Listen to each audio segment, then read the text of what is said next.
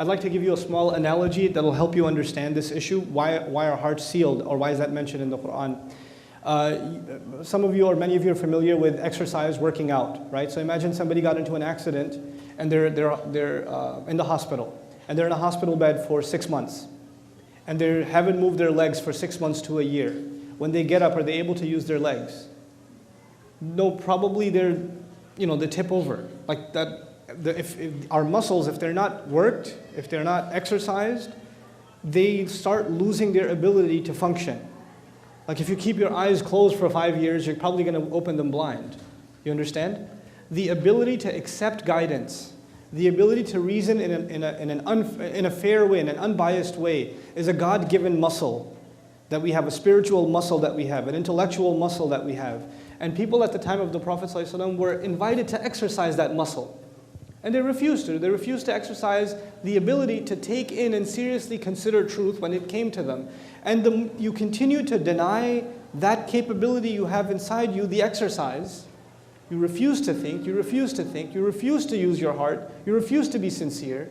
And guess what? Eventually your heart is no longer capable of what it was originally capable of. You lost that muscle, you lost that ability. And that is an analogous way of explaining what does it mean when a heart is sealed. It is not something that's a person has a belief system and therefore their heart is sealed. That isn't the case. An atheist could be atheist for philosophical reasons or for psychological reasons. And we don't know what's going on inside somebody's heart. We don't. As a matter of fact, on this issue, whose heart is sealed and whose is not sealed, my favorite example in the Quran is that of the worst character probably mentioned in the Quran, who even shaitan would probably want an autograph, Fir'aun. Fir'aun, okay? I mean, declares himself God, the Pharaoh, for those of you who aren't familiar with Arabic, the Pharaoh, declares himself God, committer of massive genocide, all kinds of hedonism, ego, pride, you name it. You name the vice, he's got it. You name the vice, he's got it. And yet when Moses is sent to him, alayhi salam, to speak to him, he's supposed to not judge what's in his heart. And he's told, قُلْ هَلْ لَكَ إِلَىٰ أَن تَزَكَّى. Is there anything left in you? You might want to cleanse yourself. Maybe you want to become a good person now. Maybe even you can change. Killer of babies. Even you can change. I mean, you would think, if you think of heartless, you think of a murderer, and the murderer of children? I mean, it's beyond imagination. And yet his heart is not condemned yet.